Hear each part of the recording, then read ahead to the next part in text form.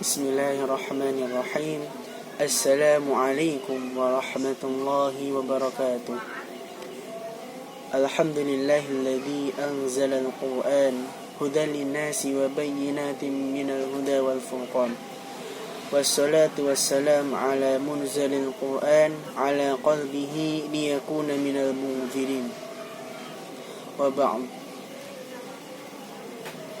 Teman-teman yang dirahmati oleh Allah Subhanahu wa taala, semoga teman-teman senantiasa dilimpahi keberkahan, dilimpahi kemudahan dalam setiap urusannya, dimudahkan segala hajatnya kabul oleh Allah Subhanahu wa taala.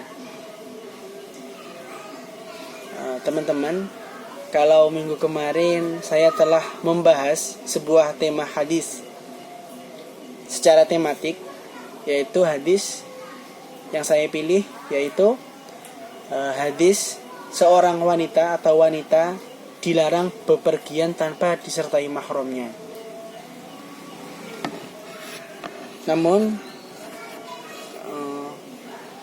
karena tema itu juga merupakan tugas mata kuliah dari hadis tematik, dan juga karena tema ini termasuk tema yang populer, itu hadisnya itu masyhur, baik diriwayatkan, baik diomongkan secara maknawi atau secara nas. Dan kalau saya amati, observasi saya sendiri, itu memang kebanyakan orang itu mengatakan secara makna saja tanpa mengetahui teks aslinya. Namun pada kesempatan kali ini saya lebih memfokuskan terkait untuk menyampaikan hasil kajian orang lain mengenai hadis ini, mengenai hadis yang mengatakan bahwa wanita itu dilarang bepergian tanpa mahram. Itu gimana sih kalau perspektifnya orang lain? Nah, saya tidak tanggung-tanggung. Malam ini saya ngambil langsung dari hasil kajiannya Ustadz saya, insyaallah ya, yaitu Al-Ustadz Miskimuddin MAG. Beliau juga termasuk dosen favorit, ya, dosen tercinta kami di mata kuliah hadis tematik. Oke, tanda panjang lebar, saya akan menyampaikan sedikit ya, kurang lebih bagaimana hasil kajiannya beliau terkait tema ini, dan aspek apa saja yang dikaji beliau. Nah, kalau saya amati hasil kemarin, alhamdulillah khotam ya bukunya beliau yang Islam Virtual dan beberapa artikel beliau di jurnal. Itu beliau Masya Allah mengkajinya itu dari berbagai lini, berbagai aspek. Dari aspek sanad, rijalul hadis, aspek matan, dari masadirul asliyah atau sumber primernya.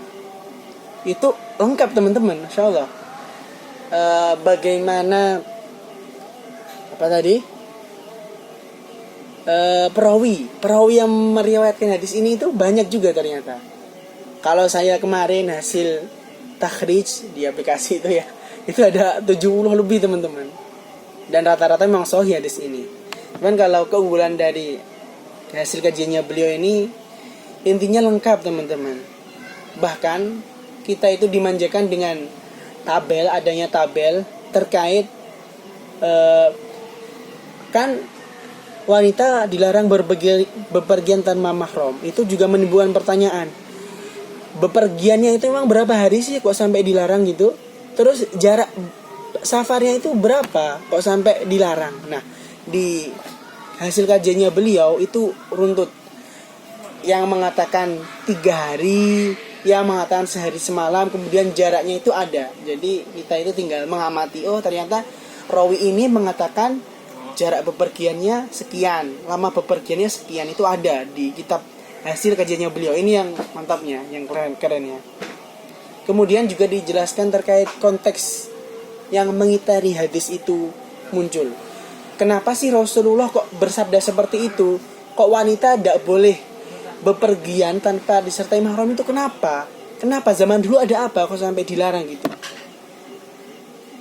Nah, ini juga dijelaskan di beliau, di kajiannya beliau. Ini yang luar biasa pokoknya. Kemudian mungkin itu ya, pokoknya lengkap. Dari konteks, dari masadirul asliyah, maksudnya dari sumber primer. Oh ternyata hadis yang bermakna wanita dilarang bepergian tanpa mahram itu ternyata ada di kitab Sahih Bukhari, ada di kitab apa kemarin? Pokoknya banyak. Gak, saya juga belum hafal. Itu ya, itu lengkap di kajiannya. Nah, Mungkin kalau berkaca dari hasil kajiannya beliau, ya banyak ini yang harus PR untuk kedepannya, untuk yang harus dirubah, khususnya untuk saya sendiri dan juga untuk teman-teman kelompok khususnya. Ya, apa ya yang harus diperbaiki? Saya kira yang harus diperbaiki yang pertama kali itu memang niat. Jadi tugas ini tuh ya nggak semata-mata habis ngerjakan sudah, itu tidak. Saya kira memang harus diawali dengan niat yang tulus. Karena ini tidak main-main, kajiannya ini hadis. Perkataan mulia Rasulullah ini nggak sembarangan ini kajiannya. Bukan perkataannya orang barat, bukan perkataannya orang awam. Ini perkataannya orang mulia, Rasulullah sebagai uswah hasanah. Maka harus kita mulai dengan niat yang tulus, niat yang ikhlas, benar-benar, pokoknya benar-benar khudur itu hatinya. Sama yang kedua, ya belajar. Belajarnya ini memang harus giat, apalagi terkait metodologi penelitiannya hadis itu sendiri. Dan juga kan teman-teman sebagian besar udah punya kan, itu terkait buku metodologi penelitian hadis tematik. Yaitu dibaca, ditelaah, benar-benar kita harus menguasai ini. Saya kira yang harus saya lakukan ini, dan untuk teman-teman khususnya. Oke. Mungkin itu saja hasil penelitian kemarin, dan juga ulasan terkait hasil kajian orang lain mengenai hadis yang bermakna bahwa wanita dilarang safar atau dilarang bepergian tanpa mahram. Untuk kesimpulannya mungkin di video lain kali, insyaallah kalau ada waktu insyaallah akan saya buatkan seperti ini. Terima kasih teman-teman.